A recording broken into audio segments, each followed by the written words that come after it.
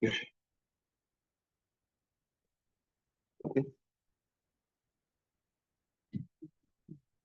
Morning, all. Thank God for a new week.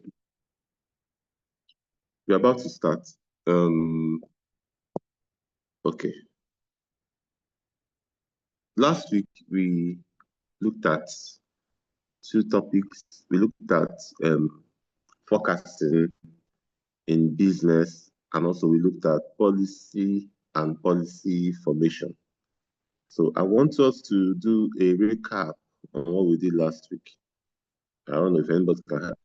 I can remember that we said that business forecast is a critical aspect of any business. We say that forecast can be short term, it can be medium term, it can be long term. You also mentioned that forecast, that when you do forecast, you forecast based on available data that you have. You don't just forecast because you want to forecast, you forecast based on available data. And from there, you cannot make projections on what your business will be like in the next 3, 4, 5 years. Forecast is complete when it is done with data available. It simply means using past events to predict using past and present events to predict what the future event will look like. We also mentioned that forecast can be qualitative, it can be quantitative, it can be hybrid method. Quantitative simply means using statistical model with historical data to predict future outcome. While the qualitative means when you rely on expert judgment, market survey, consumer survey to get a particular forecast. And then we also said that the last method is what we call hybrid method, whereby we combine both the quantitative and the qualitative method to have an accurate forecast. So mention that forecast is an indispensable aspect of an organization in decision making, because decisions of tomorrow basically based on what is happening today or what have happened in the past. And then we entered policy and policy formation. We mentioned that policy is defined as a principle or rule designed to guide the decisions and achieve a rational outcome.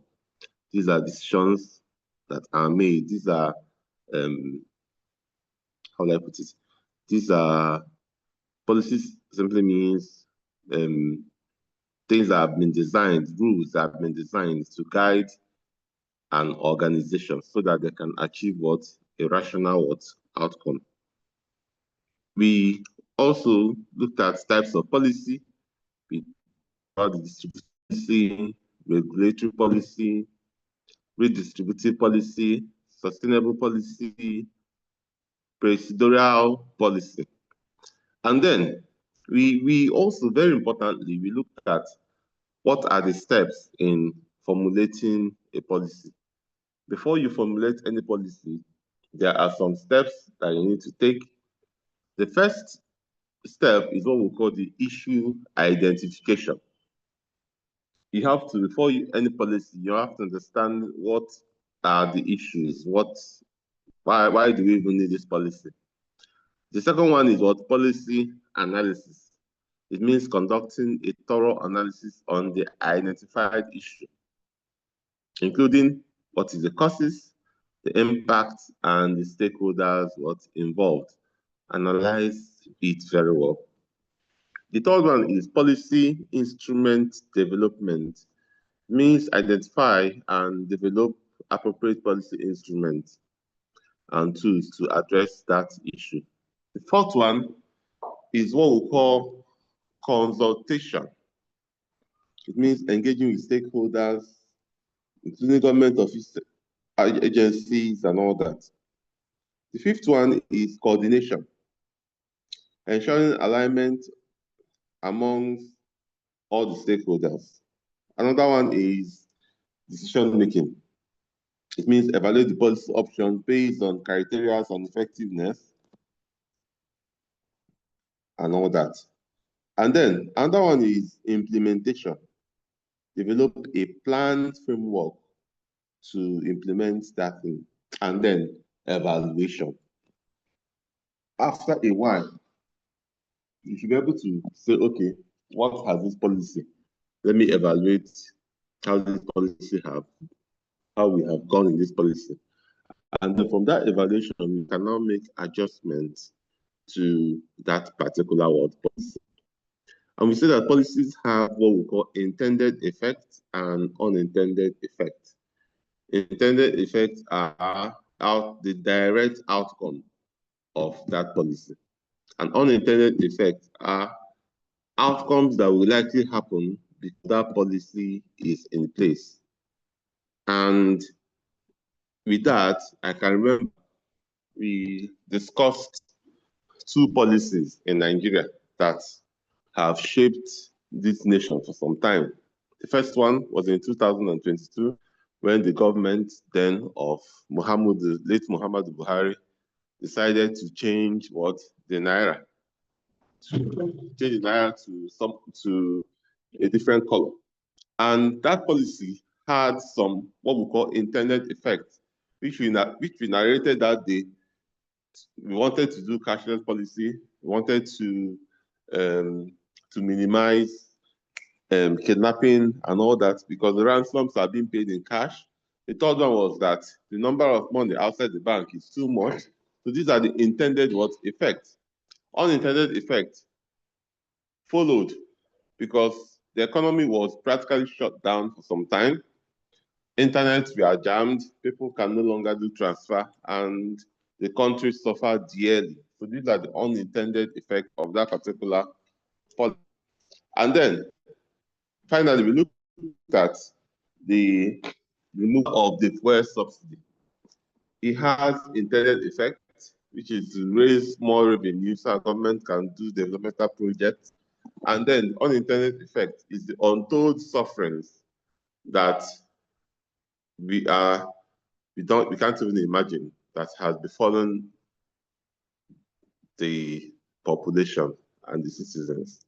So this is what we discussed last week, and that. I don't know whether anybody has any question on that, so we can move ahead.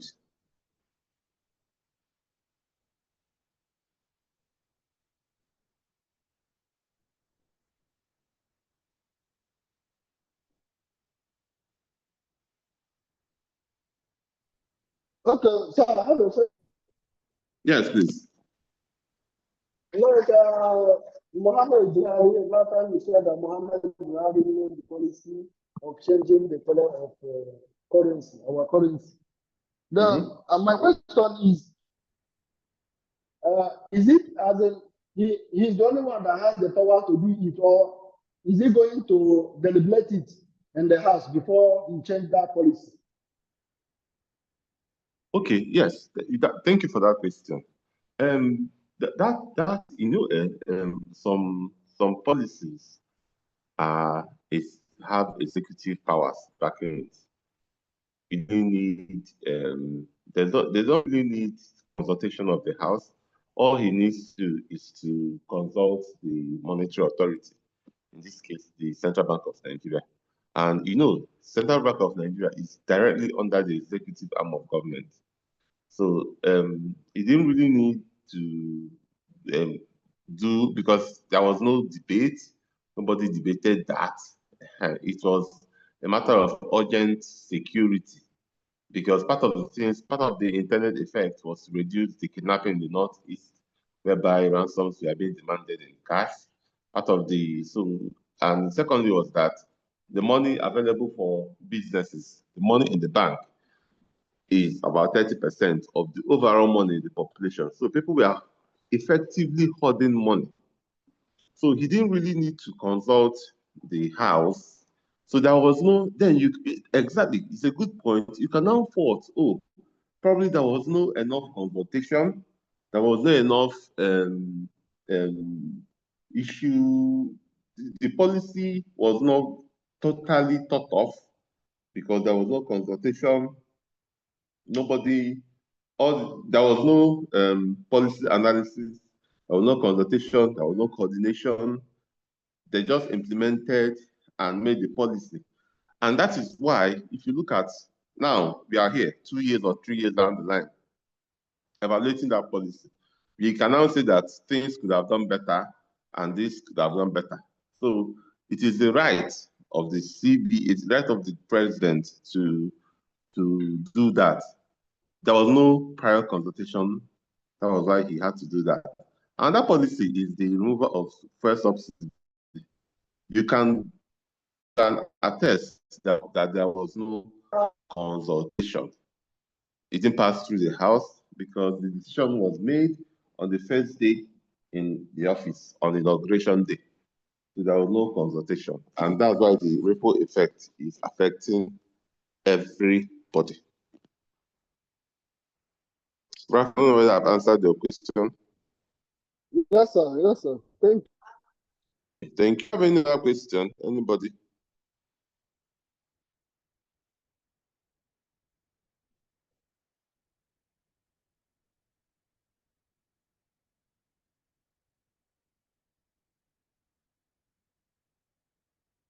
Any question?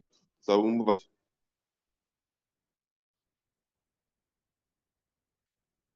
Okay. Ahead, we'll move. So today we are going to look at the theory of management and criteria of performance. The theory, management, and criteria of performance, or what we call performance management. Okay. Now, since I've said it before, probably not here. When we talk about a theory, it simply means something that people have tried over and over and over again, and now say that, oh, and come up with a postulation, or come up with something and say that, come up with a statement, most times, of something born out of constant experiment on that thing. We know that theory of matter or theory of motion, or people that did physics, I can't remember, I didn't do physics. One theory says that anything that goes up must come down, right? It's a theory born out of, I don't know who postulated it, but whatever goes up must come down. But that theory says anything that has weight and occupies space that goes up in motion must come down. So that theory has been done over time, and people can now say, okay, anything that goes up must come down. So theory is a function of things that have been done over time, and then we now have a conclusion on that particular subject matter. So when we talk about theory of management, we are looking at management practices that have been done over time, and then we can now come up with a conclusion that this is this and this is that. Now, the first management theory that we'll look at is what we call the historical overview of management. Frederick Wilson Taylor, the mechanical engineer, is often regarded as the father of scientific management. In 1911, he did a work called The Principle of Scientific Management. Frederick introduced a systematic approach to improving industrial efficiency. Taylor theory emphasized on simplifying tasks to increase productivity. He emphasized that tax should be simplified to increase productivity. He advocated for scientific analysis of work process to determine the most efficient method. Believe that standardizing workflow is a way of optimizing tasks that are performed. So his concept of management is that management should be simplified, management should be things should be measured in a particular way, that things should be basically the same. Now, part of what he's saying is that scientific management theory is saying that uses things like measurement to do a particular work. Now, if you go to KFC in Enugu and KFC in Abuja and KFC in Lagos and in Port Harcourt, you notice that their chicken, whatever, tastes the same. What it simply tells us is that when they take cognizance of the quantity of any ingredients that they are putting in their particular work. And sometimes when you go to KFC in South Africa, you notice that also their chicken has the same taste. So he's advocating that for standardization to happen, there should be efficiency, there should be measurement of things. Now, contemporary theories, the first one, which we discussed now, is scientific management theory. In the dawn of 20th century, large industries, organizations dominated the business landscape. Now, what happened is that after the First World War, people were desperate to rebuild. People were desperate because lots of things were destroyed in the West. So people were desperate to go back to that industrial age. So there was an offspring of businesses, also offspring of industries all over. So now, how do you now manage these industries to ensure that efficiency happens, optimization of output happens, and etc. So Frederick advocated for detailed specification and management of measurement of every within an organization. And what it simply means is that his emphasis was on technical precision, which includes meticulous measurement and specification of activities and outcome. What am I trying to say? What this man, Frederick, was after was that, okay, work should be done in a particular way. The specification of activities has to be very detailed. It has to be very detailed. And also, when doing that activity, there should be some kind of measurement, standardization in the workplace. So he's believed that these things would aid optimization of output, would aid increase of output, would aid standardization if things were measured. Now, if you go to offices today, you will notice that people clock in and clock out. It's a scientific way of measurement people's performance. You clock in at a particular time, you clock out at a particular time. It is a scientific method. You notice that people that go into production, before there is a particular measurement of a particular thing, of all their ingredients. And that is why it tastes the same. And I've used the KFC example. The KFC everywhere in Nigeria tastes the same because there is there's a measurement. They're intentional about what measurement and standardization.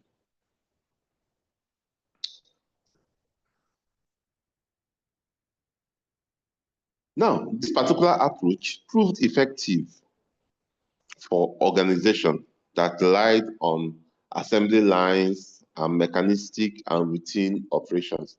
We talked about that. This particular approach, you use it mainly when you're looking at factories, that have assembly lines, mechanistic and routine operations. So it's a routine thing. So to maintain the standard of a routine work, there should be some kind of what measurement to it. And that is why people that go into bakery and all that, they have a particular measurement of the sugar, of the flour, of whatever they put in the bread or whatever to ensure what standardization. Number two management theory is what we call the bureaucratic management theory. A man called Max Weber developed the bureaucratic management approach. He emphasized, his own emphasis was on organizational hierarchy. He argued that a well-defined chain of command would establish authority and control, ensuring that every member understands their role and responsibility. This particular man emphasized on hierarchy, that a hierarchical structure is important. It will improve order. It will reduce confusion. That when there is hierarchy, it will enhance decision-making efficiency. Weber also advocated for standard operating procedures for routine tasks. Weber also advocated for standard. Weber also advocated for standard operating procedures for routine tasks. These procedures are intended to standardize work process, to reduce variability and increase efficiency. So the first one is scientific method, scientific management theory. The second one is bureaucratic management theory. The first one emphasized more on measurement, on standards, on scientific approach to work, while the second one emphasized on the need of hierarchical structure in a work. It helps the workflow. The third one is what we call the contingency theory.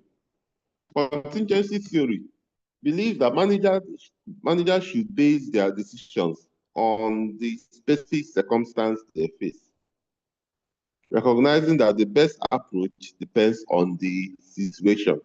So here, they're emphasizing that managers should make decisions based on what is happening now, based on the situation at hand. That decision should not be made against a situation or after. Like if something happens, it should be tackled there.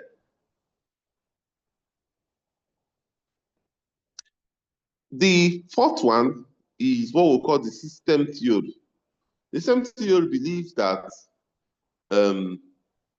emphasize the need of what interconnected parts working towards a particular goal. A system means different parts working towards what a particular goal. That's the system theory. They believe that management cannot work on its own, that they need what every part playing their own role to achieve a particular goal or a particular outcome. So that is what the system theory talks about. Another one is what we call the chaos theory. Chaos theory recognizes that unlike the traditional management beliefs, many events in an organization cannot be controlled. This one says that there is nothing like you cannot control events in management, that it is chaotic, that nobody has control, that activities are volatile, that there are disruptive events. So he's saying that due to you cannot control these events, that you should be prepared to face any event as they come. That is what the chaotic theory is saying. Another one is what we call the scientific. Another one is what. So basically, contemporary theories of management is is divided into the scientific management school and then the classical organizational theory. That's the bureaucratic and the administrative theory. So that is all we need to know about that one. Now, but when we now talk about evaluating and improving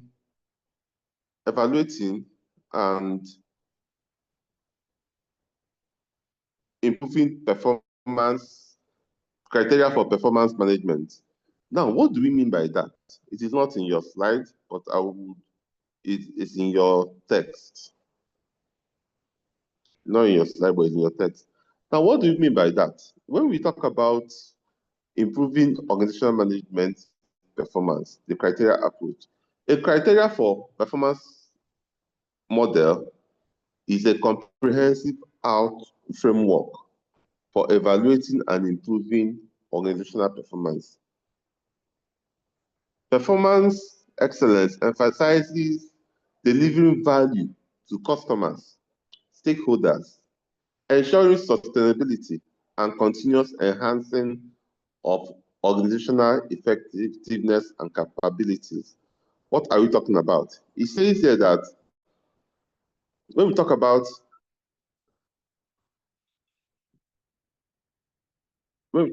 performance, when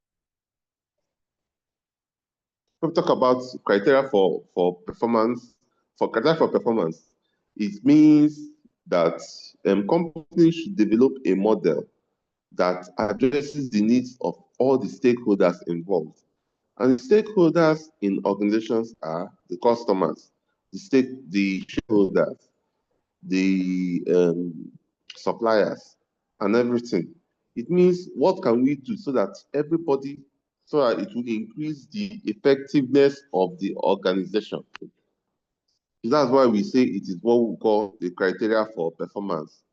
So what can all these stakeholders do to improve the effectiveness of this organization? So what are the roles of the criteria for performance excellence? The first role is what we call organizational self-assessment and feedback.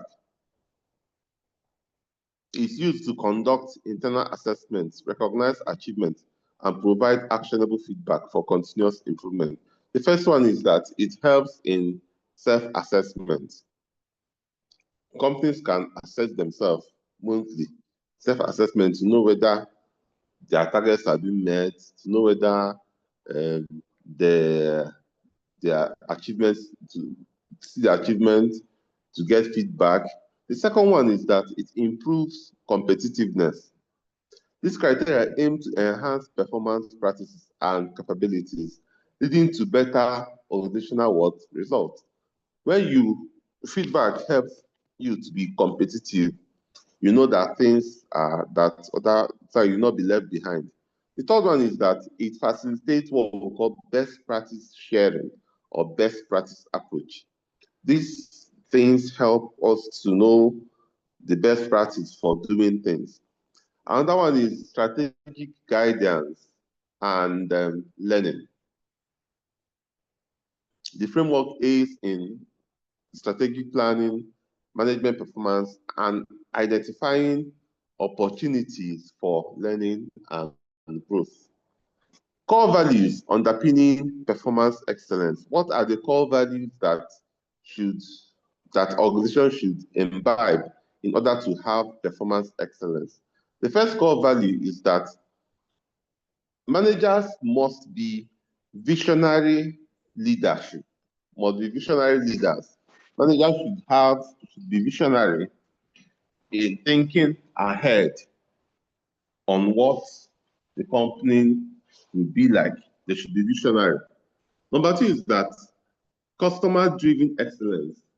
The core goal is to satisfy customers. So customer-driven excellence should be there. Another one is what? Organizational and personal learning. The organization must be ready to learn at all times. The personnel must also be ready to learn. Another one is valuing employees and partners. We need to value people that work with us. It can come in way of giving them enough motivation, motivating them, valuing them. Another one is agility and focus on the future. The company should not be distracted by events that are happening or what have happened in the past. Their focus should be what can we do in the future. Another one is innovation management. Innovations are good, but innovations have to be properly managed. Another one is fact-based decision making. Decision making of the company of any organization must be based on facts and not based on theories or personal thing. Another one is social responsibility. The company must be socially responsible. We talked about that in our first semester when we said that companies should be socially responsible. Another one is that result focus and system perspective. The end goal must be to achieve the necessary, anticipated, required results, expected result or outcome. So this is it. So these are the core values underpinning performance excellence. So for any company to be excellent in their performance, they must have visionary leaders, customer-driven excellence, organizational and personal learning or continuous learning, valuing employees and partners and shareholders and stakeholders and customers and whatever, ability to focus on the future. Companies should not relent on the past or the present. They should also think about the future. We also have what we call innovation management. Innovation management. Not every innovation that you don't do what for you. And that fact is decision making. Decision making must be based on data, empirically based decision. And then companies have socially responsible.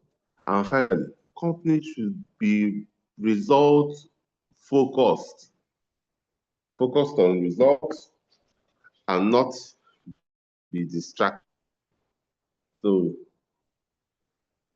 that is all about criteria for performance, criteria for performance, criteria for excellence.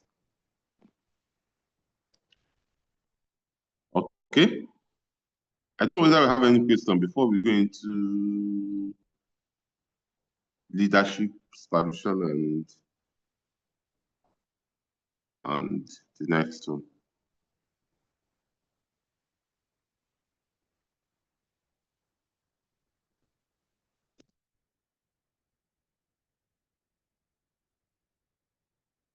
Any question?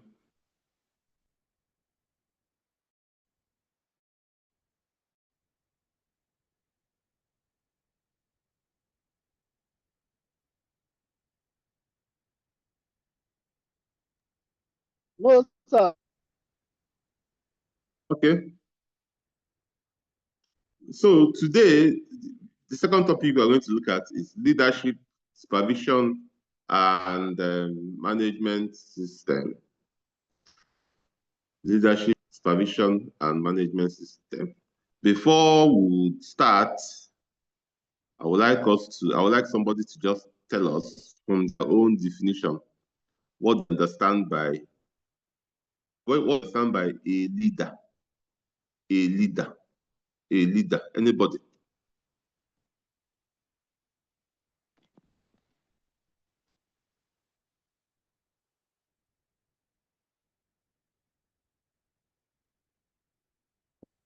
Good morning, sir. Good morning. Yeah, so from my own understanding, a leader is someone who takes the lead and he takes initiative and his subordinates follow the lead. He's leading. Yeah, that's what I understand. You know when you want to define something, you don't use that word in that sentence. You said a leader is someone that takes the lead. It takes initiative. Okay. Anybody that takes initiative is a leader. Is what you're trying to tell us? Yes, kind of. Okay, that's a good one.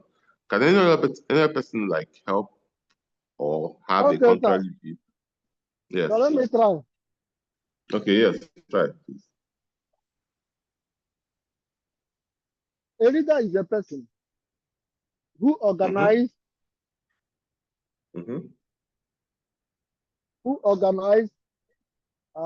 control, take in charge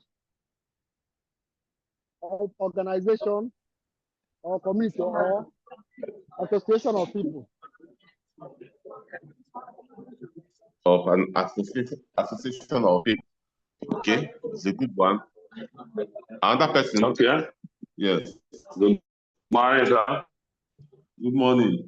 I believe that leadership should be somebody who has the charisma, who has the qualities to organize others or to take a responsibility, take control, have the ideas that others would like to follow, have the capacity and the way power to lead others. As in, it's not something somebody you can't just take leadership by force. So you must have the qualities where through your speeches, talking, people can give you a listen, give you a listen here, because you always talk saying in actions, you always be there to take action. So others will now follow. That person is a leader. Oh, that person is a leader. Somebody that people want to follow. Someone that people want to follow is a leader. I like that particular definition. Somebody define a leader as somebody that can compel people to do something, whether they like it or not. Somebody that can compel people or a group of persons to do something, whether they like it or not. So that person is seen the ability to compel people to do something, whether they like it or not. If people see you as a leader and you cannot compel them to do something that they don't like to do, then you are not a leader. That ability to compel them to do something that they don't want to do, that makes you a leader. Okay, that makes you a leader. Before we go ahead, who can tell me the difference between a manager and a manager?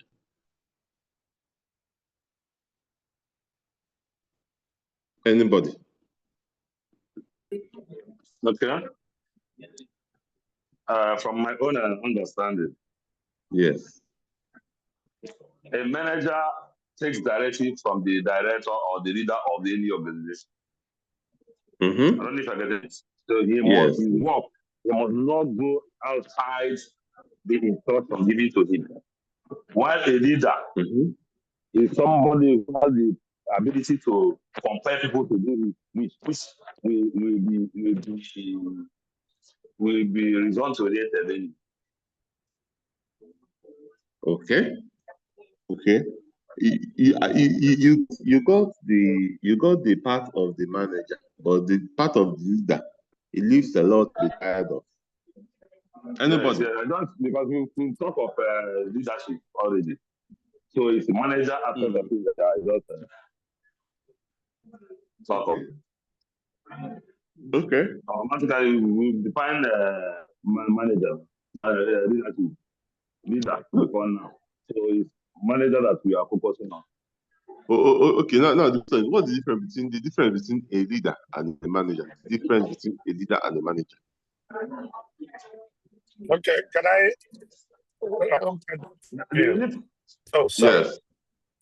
Okay, a leader not everybody have the quality of a leader. Not everybody have a quality of a leader. Yeah, Yes. somebody might be a leader, to my own understanding. Somebody might be a leader, and he doesn't have the quality. The people who is leading will not lead him. So somebody who, Yes. among the people who he's leading, if the person has the quality of a leader, will now start leading him, and he will see the leader turning into to be a follower. Okay. Because so now, but a manager can be a person who is taking directives depending on what he or she is managing. So a management that is a different kind of that is criteria as in managing. If you are managing a company, that means you are taking order from the above or constitutional Backing. matters as well. So on the manager managing a company or managing individuals, because we manage individuals. So it's two different things. So manager can be managing a company, then you are working under the instruction. The Very important. managing a group. Now you are managing a group based on the constitution. It's constitutional. You cannot go against the constitution. So managing a group is totally different. The managing your company is another issue, another one out there. So it depends on the criteria of manager. What is the person managing? So okay. Yes. I think I pointed at the two, both manager and this thing. Thank you. Thank you so much for that elaborate definition and difference. Any other person before I think the core difference between a leader and a manager is that a manager, the goal of a manager is to please the bosses. His main goal is to fulfill the desires of those that employed him. While a leader, his interest is for the group. A leader will do everything to make sure that the interest of the group is addressed, that the interest of the group is done, basically. So that's the major difference. This one is, the goal of this one is to meet with the target of the employers, while the goal of this one is to please to the interest of the group. So this one's interest is the group, and this one's interest is on the company and the goals of the company. That's one. Then finally, before we continue what we are doing, there have been a major controversy.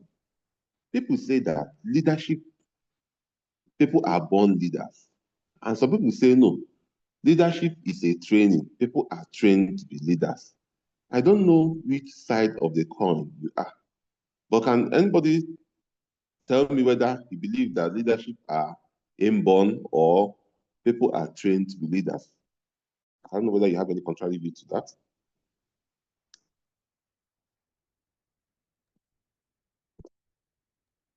Yes. Yes. If to my own understanding, Yes. leaders are gifted. Are gifted, yes. Yeah, it's inborn. Okay. Yeah, not everybody can lead. Even if you are being trained to be a leader, you can't challenge one that is born to lead. That's why in Igbo land, olden days, they say that this family is, even in Yoruba land, they say that this is Igwe. This Igwe doesn't live from this family because they are with the wisdom. They are born with wisdoms. They are born to rule. Okay. So I believe, I believe that leaders are inborn. It's not something you go and learn from anywhere and just come. You will make mistakes. You cannot challenge somebody who somebody who learned to lead, and somebody who is inborn. They cannot compare the two. Thank you. Okay. Yes. Thank you. Okay. Yeah. Thank you. Follow up on Okay. Yeah. what my colleague said. Yeah. Yeah. Actually, I myself believe that the leaders are born. They are not being Okay. trained. That you can train them, but you can never compare them to the ones that have been born. Because I can use our past leaders as an example. When IDB, Ibrahim Bagala, was leading Nigeria for 8 good years, he was managing Nigeria. No one is, when you want to agitate or want to look for something and do, that people will not come down immediately and be happy with him as well. For 8 good years, till he hand over.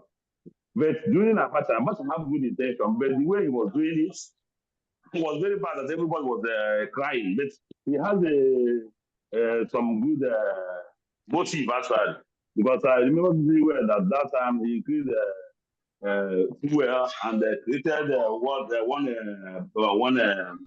this PTF, and those money he added in fuel then was channeled to that PTF, using it to drop borehole for rural people, building roads. You will see it. You will see some roads in the rural areas being built by that PTF. But for the 8 years of IBD, we did not witness it. And people were against Abacha then. Whereas IBD ruled for 8 good years and nobody making noise. I don't know if you're getting this. Yes, I'm getting you, sir. I'm getting you, sir. So Yes, that sir. is how it is. Some people Okay. who have the ability, who have it inborn, they can do anywhere, anyhow they do it, people will be happy with them.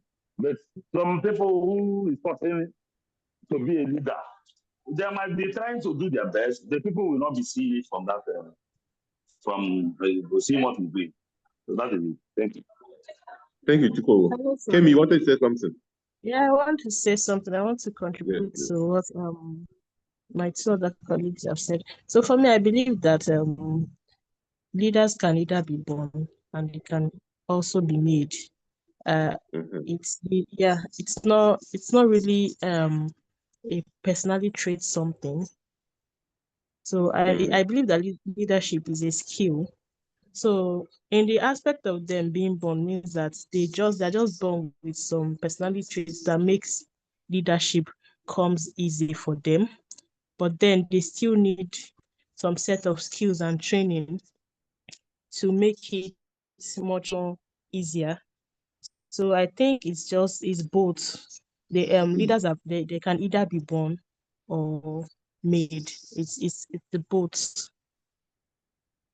Okay. Thank you. Thank you so much. Well, I also believe that. Please, our argument Yes, is yes. not that the leaders are not being trained. What we are trying to say is that you can't compare the two. Yeah, those people that is not in them, but they were trained to lead. You can't compare it to those people that is okay, like the two people I use that as a case study. All of them are military. They were trained as well. They pass all through the rigors of army training and the other bodies. And all of them attend to that leadership listen. But we can now compare 2 of them. I don't know if you're getting it. Yes, I understand. Thank you. Thank you for the contributions. I also believe that leaders can be a born leader. It's easier for the person than someone that is trained leaders. But I believe that either way, that people can be born leaders and people go into some leadership trainings that when they come out, it will look like they are like born leaders. That's another point. Now leadership. Now we've looked at leadership. We've looked at a leader. We've looked at also a manager. Now, is there a link? Can a manager also be a leader? Do you think it's possible that a manager would be a leader? Or should manager just be manager and exclusively think about the interests of the company and not on the people and the members of the company? Or do you think that if a manager and a leader there will be conflict? Do you think that someone can be both a manager and a leader? Yes, I think so, sir. Somebody can be manager at the same time as a leader also. Okay. Even Why do you think so? why I say so is that in an organization where you have a group of people, like if you come to my little firm where I'm managing, I'm the CEO actually. My manager controls even my drivers that used to have trucks that used to distribute drinks. So when it comes to that drivers and their motor boys, they have a leader there. Or the person that's always come to their mind when they have their meetings. The person used to be vocal voice that used to confront the manager and those things. If the manager don't have that quality, that leadership quality, it will be difficult for him to manage both the warehouse boys, both the drivers, both the other workers. I don't know if everything is. If it's only just to focus on the organizational policy or directive, it might be making the thing will be functioning well. So the manager has to combine both. Even some certain points, when I will take some decisions, we will come into order. If I should look into this, and I will as well review it and accept the contribution. So you obtain to move well. So that is it. So you can be manager as well and leader at the same time. You can be manager and as I said, be a leader. That's a very good one. Yes. Yeah. Thank you very much. Contribution, I think that is doable. You're not coming back to being a leader, inborn, gifted, being a leader, and you are a manager in a place, and you are a leader. That shows even you don't need to say leader, inborn leader. You don't even know when you leading the group as a manager as well. Yeah, because it's in you. It's what you do. Yes. So you get two for one. So and if the company or the organization sees the quality, that quality in you, they will keep you there. And no matter what any other person is saying, they know that this person is a leader and has quality of a leader. At the same time, they made him a manager, but as well as he's a leader, he's actually leading the director as well, in as much as he's the manager of the company. But he wouldn't know, the manager, the leader wouldn't know that he's actually leading the director of the company. Yeah. So that's what I was saying, that leaders are inborn. But no matter how you go to school to acquire education on that's inborn. Like England, they said royal family. It's royalty. Because before they give it to them, they know that there is qualities. They have all the quality it takes to be a leader, to rule, to manage the country. So thank you very much. That's it for now. Thank you so much. So I think we'll draw the curtain here. So now what we are talking about basically, I think it's important that managers also become leaders. And that is why when we look at our functions of management, we also talk about leadership. And so that's why today we are going to look at leaders, who a leader is, and all that. So without further ado, let's proceed. Now, a leader. Leadership is a fundamental process of social influence that enables an individual to enlist the support and effort of others towards achieving a shared goal. It encompasses both a research area and a practical skill, involving the ability to guide, to motivate, to influence individuals, team, and entire organization. At its core, leadership is about inspiring, mobilizing people to work collectively to achieve a particular goal. A true leader does more than direct. They also motivate by positive intention and strive to make meaningful impact on those they lead.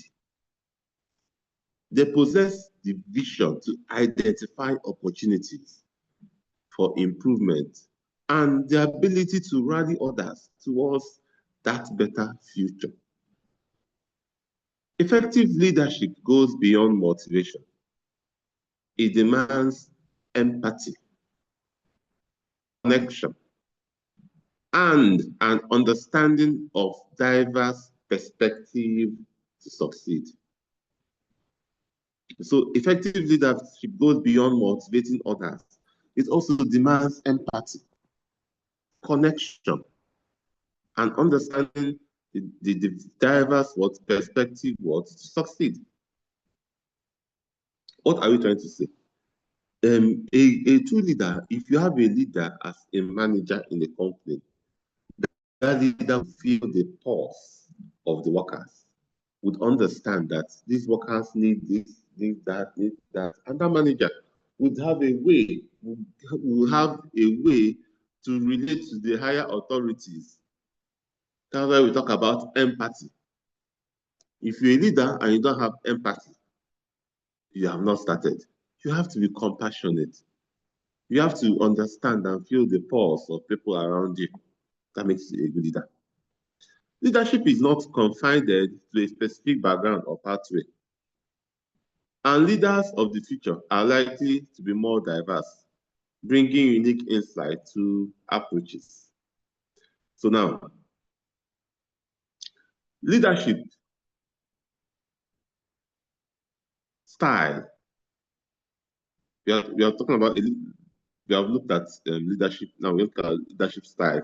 Now, there are many styles of leadership. People are led differently, or people lead differently. And we are going to look at leadership styles that we have. The first style of leadership that we have is what we call the authoritative or autocratic leadership style.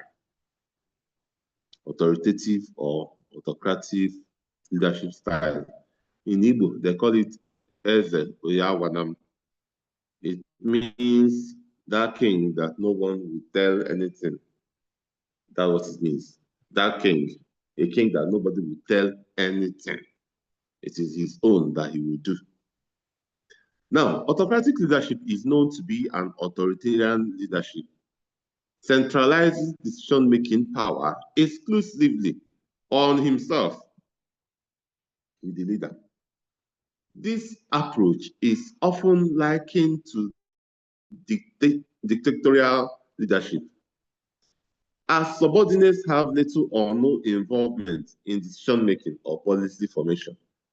So these kind of leaders are those leaders that they don't consult anybody when it comes to decision-making or policy formation. That's our processes to form policy. It's not for them. There is no consultation, there is no policy analysis, there is no, they don't follow that process. They just do what they want to do because everything lies and falls on their desks. Some of the characteristics of these leaders include the leader dictates policies, procedures, and goals. Three fundamental things. The leader dictates what? The policy. Yeah? It dictates the procedure to follow to do that policy. And also it dictates the goals of that policy. How can one person, you dictate the policy, you dictate the procedure, you also dictate the goal that you want to achieve. Now, so subordinates have minimal autonomy or creative input, and decisions are made quickly and kept confidential until the leader deems it necessary to share. So the subordinates have minimal autonomy or creative input. The subordinates have no creative input. They cannot contribute to anything. And decisions are made quickly in this kind of arrangements. Quick decisions. And they are kept confidential until that leader decides, okay, let me now share it with the people. So that is that's autocratic leadership style.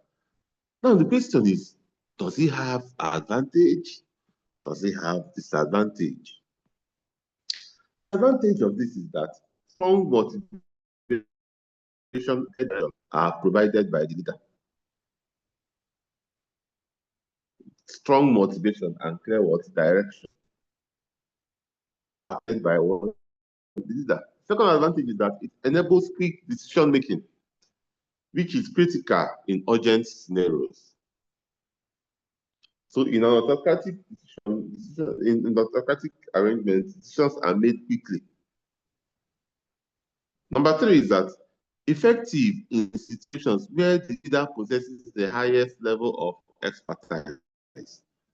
It is good when you do that, when that leader knows more than every other person. So when the leader has the highest level of expertise, then it is good. When the leader has the highest level of expertise. Now, at disadvantage. Number one is what?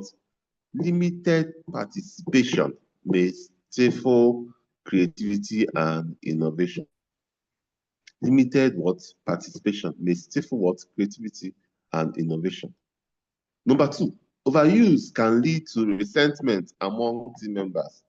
When you continually use your powers, continually every time you're using your powers, every time you want to tell them that you're the leader, they will do something, you say no, that your own will stand. It can lead to a resentment among members. It may result to high turnover and lack of team cohesion.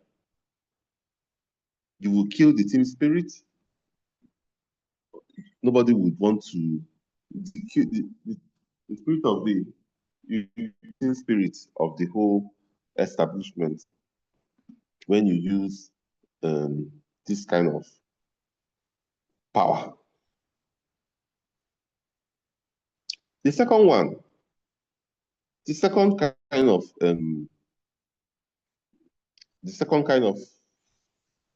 leadership style is what we call the participative or democratic style.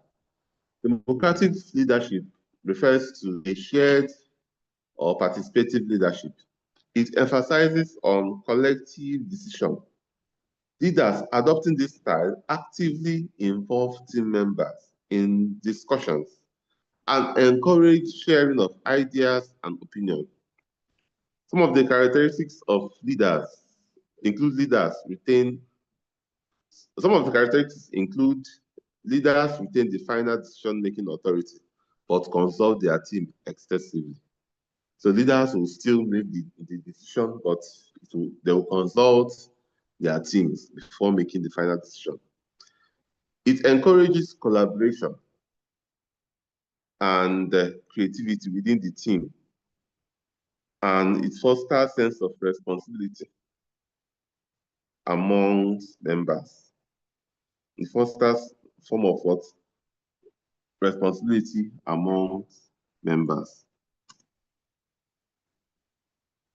Now, what are the advantages and disadvantages of this particular system?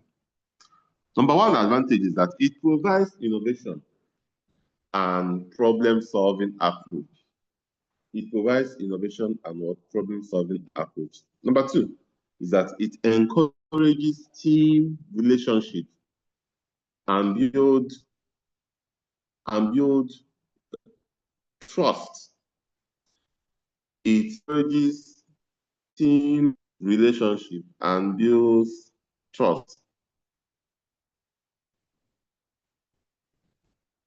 And builds what? Trust.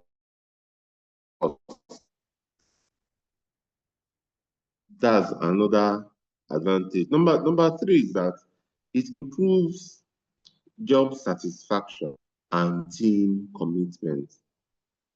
When you know that everybody is involved in decision making and all that, it builds what team commitment and job satisfaction. Another one is that it encourages transparency and honesty in the organization. It encourages what? Transparency and honesty within the organization. What are the disadvantages? The first one is that decision-making process may be time-consuming because before you make any decision, you have to consult a lot of people. So it might be time-consuming. The second one is that it may lead to uncertainty or lack of direction if poorly defined. If poorly defined by the leader, it can lead to uncertainty and lack of direction. Number three, it can foster procrastination or indecision in reaching consensus. It can foster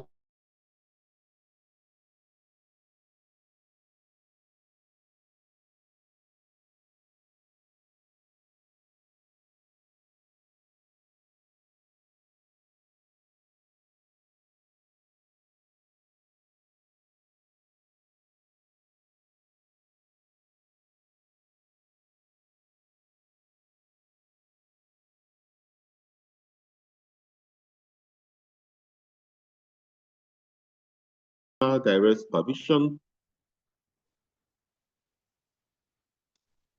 Some of the characteristics of the laissez-faire leaders are minimal direct supervision or intervention by the leaders. Team members independently manage their responsibility and they rely on the competence and motivation of the group. What are the advantages? The advantages is that it encourages innovation and individual accountability. People are innovative, people want their own ideas to fly. Number two is that it works well with highly skilled, self-motivated teams. It works well when people are highly skilled and they are self-motivated. Number three advantage that it allows for flexibility and creativity in achieving the goals. Disadvantage. Number one disadvantage is that it can lead to lack of direction and organizational inefficiency. It can lead to lack of direction and organizational inefficiency. Another one is that it may result to uneven performance across the team because you can never get the same level of motivation from all the teams. So some might feel, some might do, it will lead to an uneven performance across the team. Number three is that it is inappropriate for less experienced and unmotivated teams.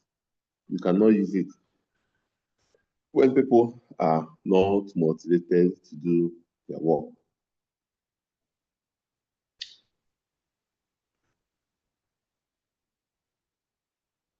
We talked about leadership and management, and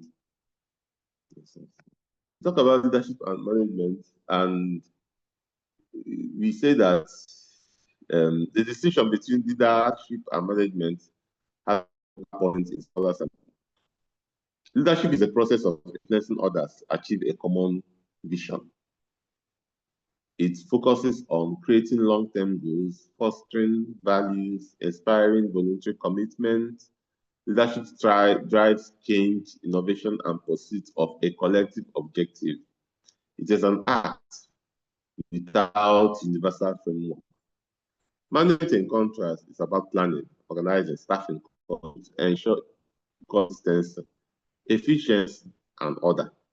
It is treated as a science with established system and framework. Management ensures systematic achievement of organizational goals and provides structure necessary for operations. Somebody highlighted the difference between leadership and management, and I'm going to say the man called John P. Cotter. He said that leadership involves vision, inspiration, and change. Without it, organizations risk stagnation. That leadership involves vision, inspiration, and change. Without it, organization lacks stagnation, risk stagnation. Sorry. Management ensures discipline, order, and consistent execution. Without it, without it, leadership lacks coordination and sustainability. I will repeat that again. Leadership involves vision, inspiration, and change. Without these things I mentioned now, organization risks stagnation. If there is no leader, organization risks what? Stagnation. Now, management ensures discipline. It ensures order. It ensures consistent execution. Without it, leadership lacks coordination and sustainability. Now, both leadership and management are interdependent. Leadership energizes vision and growth, while management ensures orderly progress towards goal.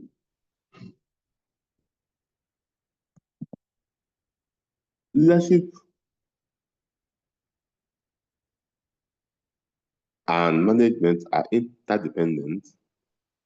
Leadership energizes vision and growth, while management ensures orderly progress towards a particular goal.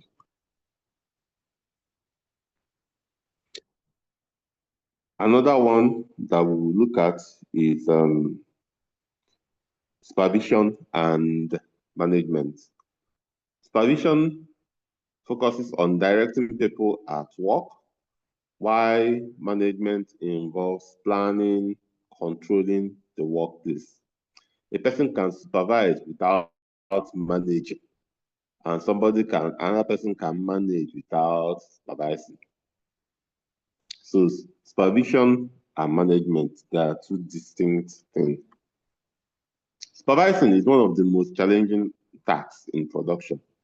It involves navigating constant flux and ambiguity, and success is measured in percentage rather than absolute. The supervisor's role includes giving clear instructions, monitoring progress, and holding employees accountable for results. Effective supervision ensures workers understand their tasks, are monitored regularly, and are held accountable for the outcome of their work. Supervisors must also understand their role within the system. Supervisors must also understand their role within the system. So that is all for now.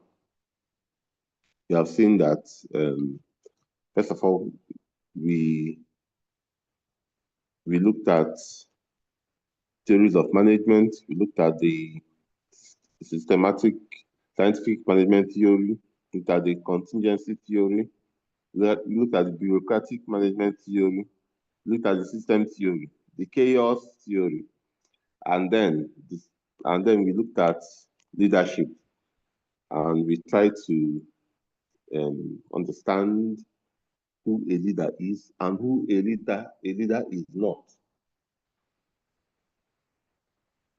And we also understand the need for managers to be leaders.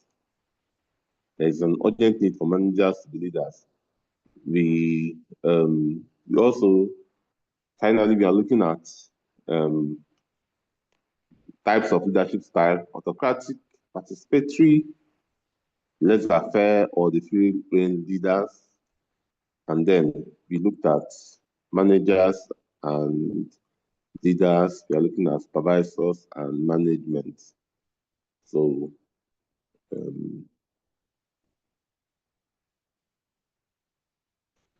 I don't know whether we have any.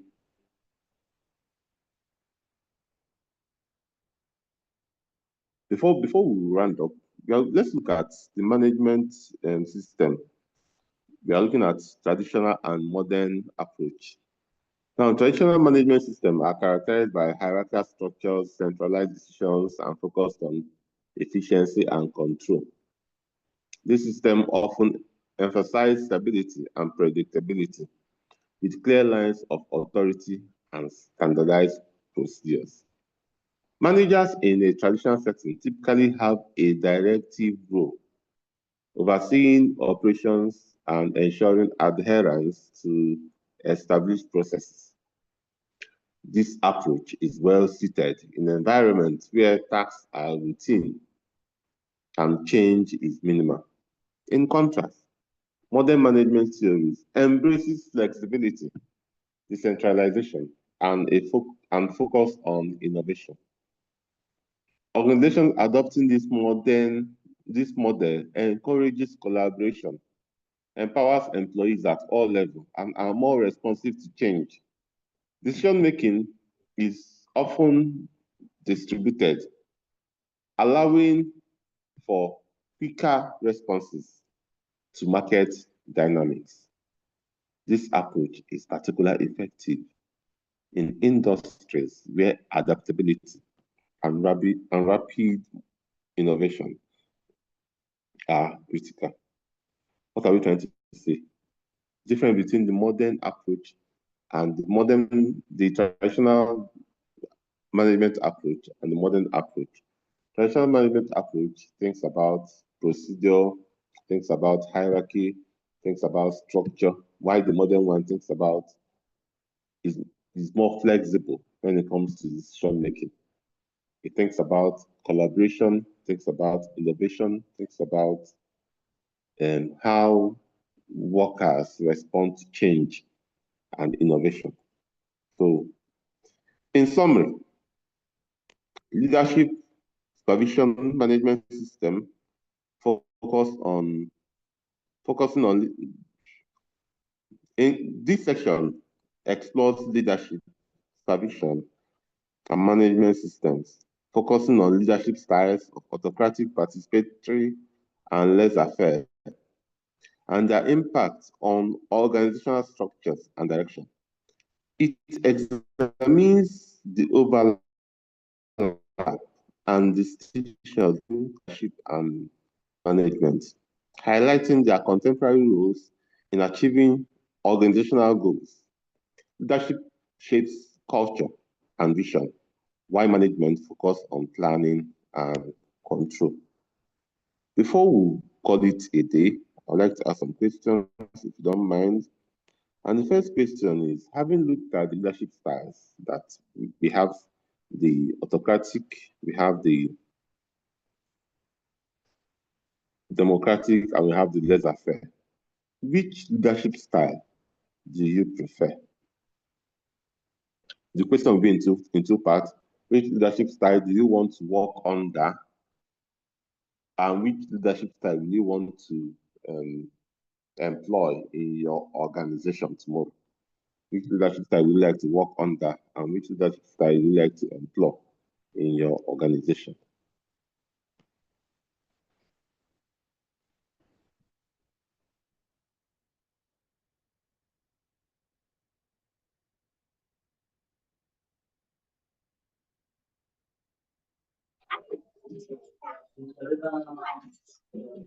I promise that.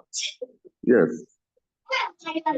Actually, even of them have advantage and disadvantage. But Yes. on my own, I will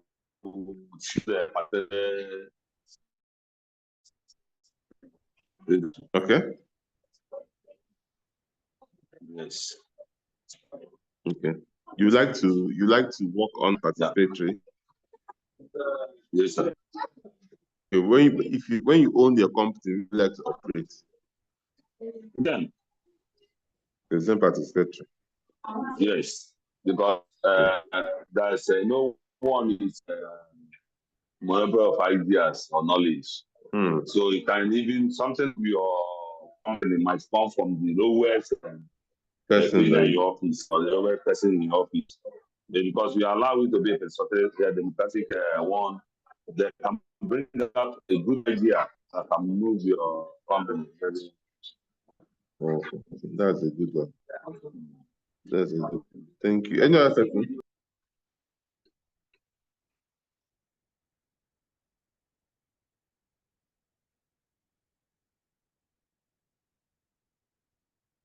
Any other?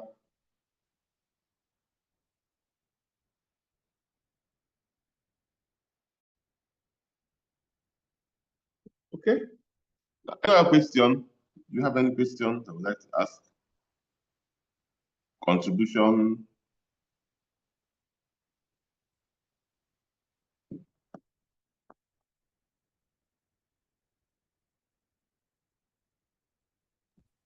Yeah, the question I have is the autocratic, can somebody have an autocratic person as a leader or a manager? Is it possible? Yes, it's possible to have an autocratic person. However, when the leader becomes autocratic, it's important that the leader is highly skilled in that particular enterprise. Like, you know virtually everything. You have an authority in that. So you cannot become autocratic. That's the only time you are permitted to be autocratic. People will tell you this person is an authority in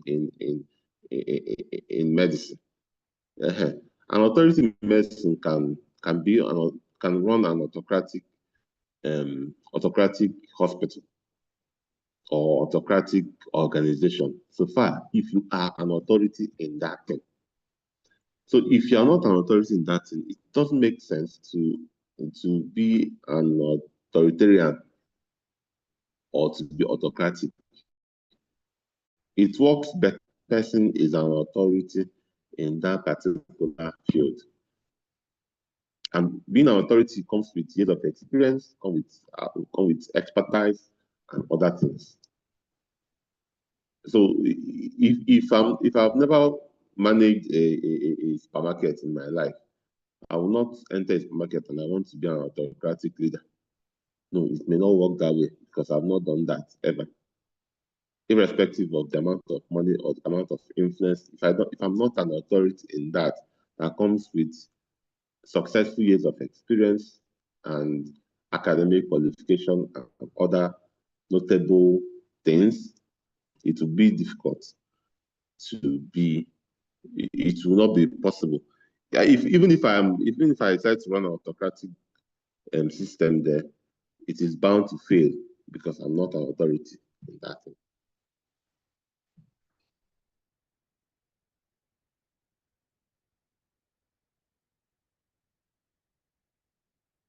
Okay. Yeah, but that's why I asked. Thank you for bringing the medical line on it.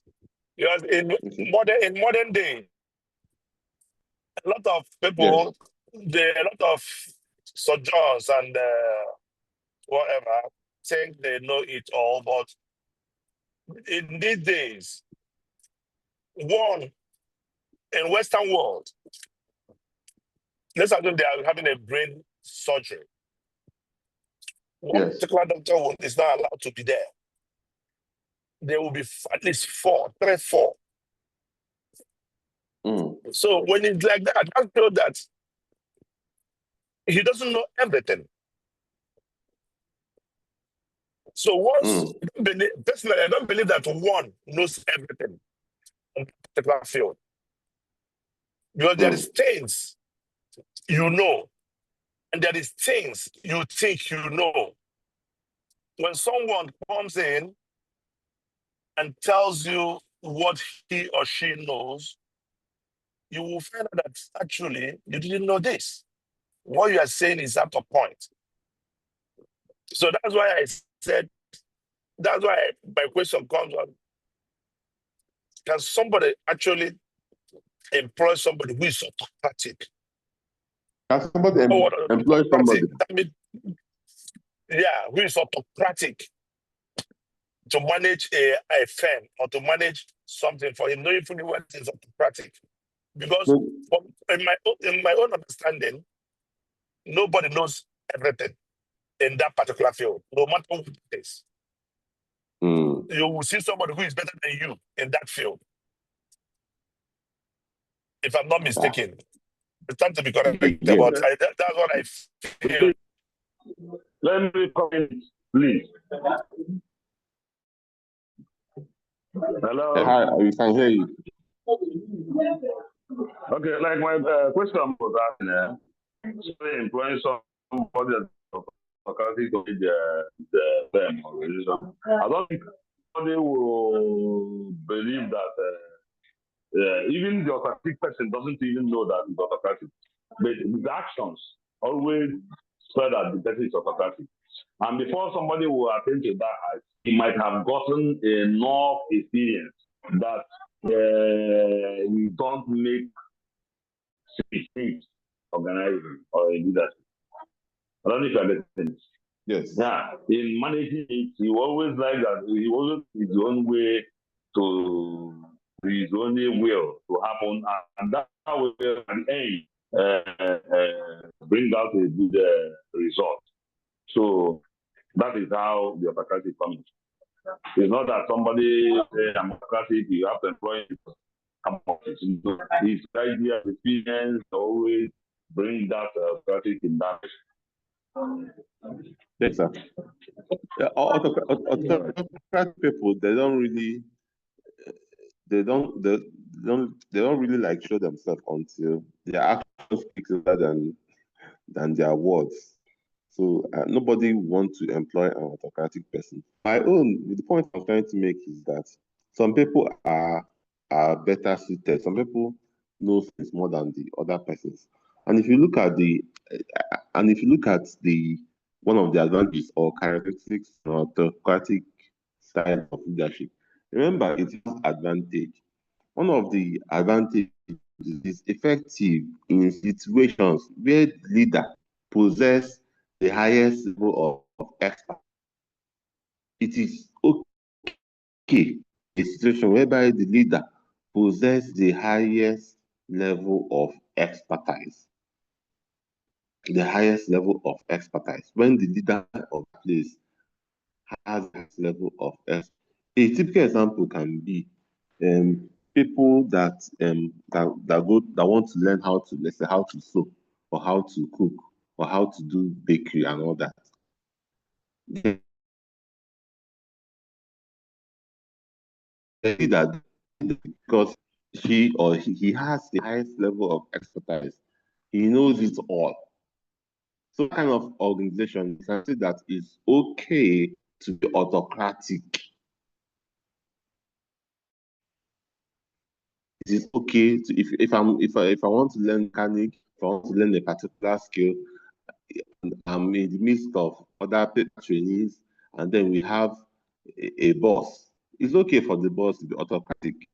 He has the precise highest level of expertise.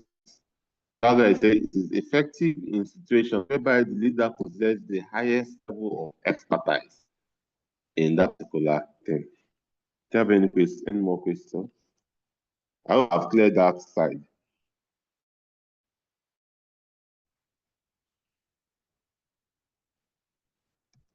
Okay, so I have a question. I want to ask, does the leader has a limit of authority on the organization he's guiding or he's leading? Does he have a limit of power or authority on them? Yes, a leader that should have a limit of power. That's why we have those organizations. Most groups have constitution whereby a leader is abiding to the leaders have limits of their powers to stop.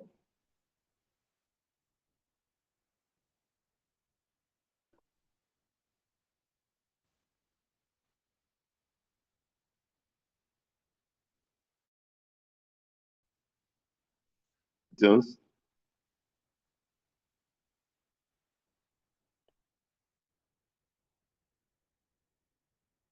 Thank Thank you, you, sir. Thank you.